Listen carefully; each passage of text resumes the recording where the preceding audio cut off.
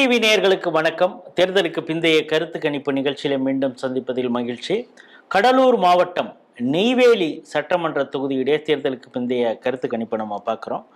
2021 இங்கிருந்து சபா ராஜேந்திரன் போட்டியிட்டார். அப்பொழுது அவர் பாமகவை எதிர்த்து போட்டியிட்டார். வெறும் 977 வாக்குகள் வித்தியாசத்தில் தான் அவர் வெற்றி பெற்றார் அப்படிங்கிறத நம்ம பார்க்குறோம். 2026 அதே சபா ராஜேந்திரன் போட்டியிடுகிறார். இவர் திமுக தலைமையோடு நேரடியாக தொடர்பில் இருக்கிறாரு அப்படிங்கிற கோபம் எம்ஆர்கே பன்னீர்செல்வம் அவர்களுக்கு இருக்கிறது அப்படிங்கிறத முதற்கட்ட கலாய்வில் நம்ம பதிவு செய்தோம். அதனால எம்ஆர்கே மனசு வச்சாதான் இவரால் பாஸ் பண்ண முடியும். அவர் ஏதாவது கொஞ்சம் அப்படியே அடக்கி வாசிச்சார்னா இவருக்கு ஆபத்து அப்படிங்கிறத நம்ம பதிவு செய்திருந்தோம். இப்பொழுது இந்த பகுதியில் சொரத்தூர் ராஜேந்திரன் அதிமுக சார்பாகவும், திருமால் வளவன் அப்படிங்கிறவர் தமிழக வாழ்வுரிமை கட்சியின் சார்பாகவும் போட்டியிடுறாரு. ஆனந்த் தாவேகா, வீரமணி நாதாக்கா. இப்பொழுது இங்கே 86.90% வாக்கு பதிவாயிருக்கு. இங்கே வேல்முருகன் அவர் கட்சியை சார்ந்தவர்கள் பிரிக்கக்கூடிய வாக்கும் இருக்குது. தொழிற்சங்கத்தில் இருக்கக்கூடிய உறுப்பினருடைய வாக்கு இங்கே இருக்குது. இதையெல்லாம் யாருக்கு போகிறதோ அவர் தான் வெற்றி பெறுவாருங்கிற ஒரு சூழல் இருக்கிறதுனால களம் யாருக்கு சொந்தம் அப்படிங்கிறத நம்மோடு பகிர்ந்து கொள்ள பிரகாஷ் தயாராக இருக்கிறார். வணக்கம். வணக்கம் ராஜேஷ். இந்த நெய்வேலி குறித்து பல சுவாரஸ்யமான தகவல்களை நம்ம முதற்கட்ட கலாய்விலே பேசியிருக்கிறோம். ஆனா இப்பொழுது களம் யாருக்கு சொந்தம்? நெய்வேலியை பொறுத்த வரைக்கும் நாம ரெண்டா பிரிக்கணும். நெய்வேலி சட்டமன்ற தொகுதியை ஒண்ணு என்எல்சி தொழிற்சங்கம். என்எல்சினா டவுன்ஷிப்ல இருக்கக்கூடிய ஊழியர்கள், அவங்களுடைய குடும்பங்கள். இன்னொன்னு ஊர், அதாவது பண்ருட்டியோட தெற்கு பகுதி, பண்ருட்டி தாலுகாவோட தெற்கு பகுதி, அது நெய்வேலியில வந்துடும்.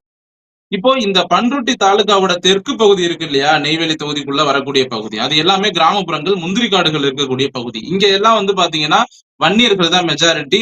பாமக, அதிமுக அந்த கூட்டணிக்கு தான் வாய்ப்பு, அதுல மாற்று கருத்து இல்லை. ஆனா இங்க வெற்றியை தீர்மானிக்க கூடிய இடத்துல யார் இருக்காங்கன்னா இந்த என்எல்சி தொழிலாளர்கள் தான் இருக்காங்க. அவங்களுடைய வாக்குகள் தான் இருக்கு. இந்த என்எல்சி தொழிலாளர்களோட வாக்குகளை கணிக்கிறது அப்படிங்கிறது ரொம்பவே கஷ்டம். ஏன் கஷ்டம் அப்படின்னு சொல்றேன்னா, அவங்க கிட்ட அவ்வளவு சீக்கிரம் நம்ம அந்த டேட்டாஸ் எடுக்கவே முடியாது. அவங்க மைண்ட் செட் எப்படி இருக்குன்னே சொல்ல முடியாது. ஏன்னா அவங்கள பொறுத்த வரைக்கும் அவங்களுக்கு நிரந்தரமான வேலை இருக்கு, நல்ல வருமானம் இருக்கு. அவங்களுக்கு அந்த டவுன்ஷிப்புக்குள்ள எல்லா வசதியும் என்எல்சியே செஞ்சு கொடுத்துட்றாங்க. மோஸ்ட்லி அவங்க வெளியில இருக்க பொலிட்டீஷியன்ஸ் கிட்ட எதுவும் எதிர்பார்க்க மாட்டாங்க. அப்படி அதனால என்ன ஆகும் அப்படின்னா, அவங்க எதையும் எதிர்பார்க்காததுனால நினைச்சப்ப மாத்தி மாத்தி ஓட்டு போடுவாங்க. இன்னைக்கு ஒருத்தவங்களுக்கு போடுறாங்களா இந்த எலெக்ஷனுக்கு, அப்படியே அடுத்த எலெக்ஷனுக்கு மாத்தி போடுவாங்க. ஆனா இப்ப கிராமப்புறங்கள்ல வெளியில பாத்துட்டீங்கன்னா அவங்களுக்கு எதிர்பார்ப்பு அதிகம், தேவைகள் அதிகம், ஆள் பார்த்து போடுவாங்க. பட் என்எல்சில ஆள் பார்த்து ஓட்டு போட மாட்டாங்க. நினைச்சப்ப அப்படியே குத்திட்டு போயிடுவாங்க. சொல்ல முடியாது, வேல்முருகனுக்கே ஓட்டு போட்டாலும் போட்டுருவாங்க. சோ அந்த மாதிரி ஒரு நிலையற்ற தன்மை, நிலையற்ற மனசு இருக்கக்கூடிய மக்கள், அவங்களை கணிக்கிறது கஷ்டம்.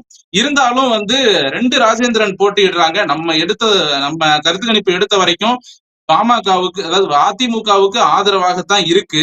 ஆனா அந்த என்எல்சி தொழிலாளர்களை கணிக்க முடியாததுனால நாம கொஞ்சம் கடும் போட்டி அப்படின்னு தான் சொல்ல முடியும். ஒருவேளை தொழிலாளர்களோட வாக்குகள் திமுக பக்கம் போயிடுச்சுன்னா திமுக எளிதாக வெற்றி பெற்றுவிடும். ஏன்னா அது எம்ஆர்கே அதை கொஞ்சம் கண்ட்ரோல்ல வச்சிருக்காரு. அதுதான் முதற்கட்ட கலாய்வுல நம்ம அதுதான் சொன்னோம்.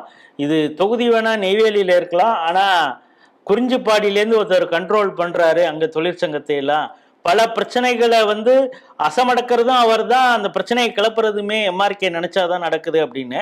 ஆனால் சபா ராஜேந்திரனுக்கும் எம்ஆர்கேவுக்கும் ஒரு சின்ன முட்டல் மோதல் இருக்கிறது அப்படின்னு. ஆனா தேர்தல் நேரத்துல எப்படி நடந்தது, யாருக்கு சாதகமாக அமையும்?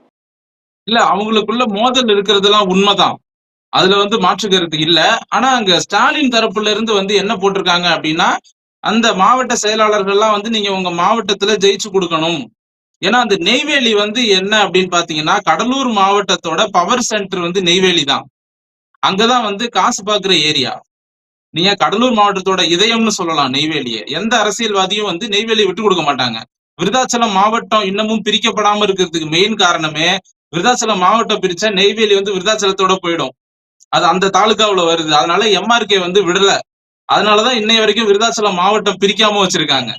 சரிங்களா? காரணம், நெய்வேலியை எக்காரணத்தை கொண்டும் அரசியல்வாதிகள் விட்டு தர மாட்டார்கள். அதனால எம்ஆர்கே தீவிரமா போராடி நெய்வேலியில நம்ம ராஜ்யம் தான் இருக்கணும்னு அவர் முயற்சி பண்ணுவார். என்னதான் ராஜேந்திரன் மேல தனிப்பட்ட முறையில கோபம் இருந்தாலும் நெய்வேலியை விடக்கூடாது அப்படிங்கிற ஒரு எண்ணத்துல அவருக்கு களத்துல இறங்கி வேலை செய்ய வாய்ப்பு இருக்கு. அதனால திமுக வந்து அதிமுகவை விட ஒரு படி மேல அப்படின்னு வச்சுக்கலாம்.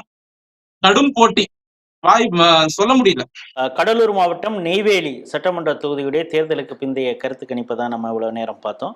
இங்க சபா ராஜேந்திரன் திமுகவுலையும் சொரத்தூர் ராஜேந்திரன் அதிமுக சார்பாகவும் போட்டிடுறாங்க. அதை விட ஊடால யாருன்னா வேல்முருகன் இருக்கார் இல்லையா, அவருடைய கட்சி தமிழக வாழ்வுரிமை கட்சி அதோடைய திருமால் வளவனும் போட்டிடுறாரு.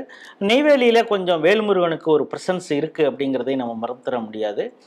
ஆனால் இங்கு ஊர் பகுதி மற்றும் என்எல்சி டவுன்ஷிப் இருக்குது. ஆனால் இந்த வெற்றியை தீர்மானிக்கிறது டவுன்ஷிப்பில் இருக்கிறவங்க யார் வாக்கு அதிகமாக போடுறாங்க அப்படிங்கிறத பொறுத்து. அவங்க வந்து எந்த ஒரு குறிப்பிட்ட கட்சியை நோக்கியும் போடாடுறதுக்கான வாய்ப்பு இல்லை. ஆனாலும் அதை கண்ட்ரோல் பண்ணுறது திமுகவுடைய எம்ஆர்கே பன்னீர்செல்வம் அப்படிங்கிறதும் ஒரு பக்கத்தில் இருக்குது.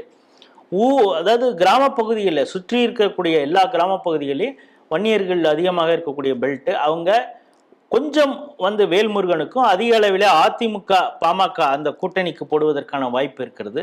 அதே போல் டவுன்ஷிப்போடைய வாக்கு எப்படி ஷிஃப்ட் ஆகுது அப்படிங்கிறத நம்முடைய கள ஆய்வில் முழுமையாக கண்காணிக்க முடியல, கவனிக்க முடியல. பலரும் கருத்து சொல்லவும் மறுத்தாங்க அப்படிங்கிற ஒரு சிக்கல் இருந்தது. ஆகவே இந்த நெய்வேலி சட்டமன்ற தொகுதியை பொறுத்தளவு ஒரு இழுபறி, கடும் போட்டி, அந்த முடிவு யாருக்கு வேணுமானாலும் சாதகமாக அமையலாம் அப்படிங்கிறது தான் ஸ்ட்ரீட் டிவியோட தேர்தலுக்கு பிந்தைய கருத்து கணிப்பு. வேறொரு சட்டமன்ற தொகுதியில் சந்திப்போம். நன்றி, வணக்கம்.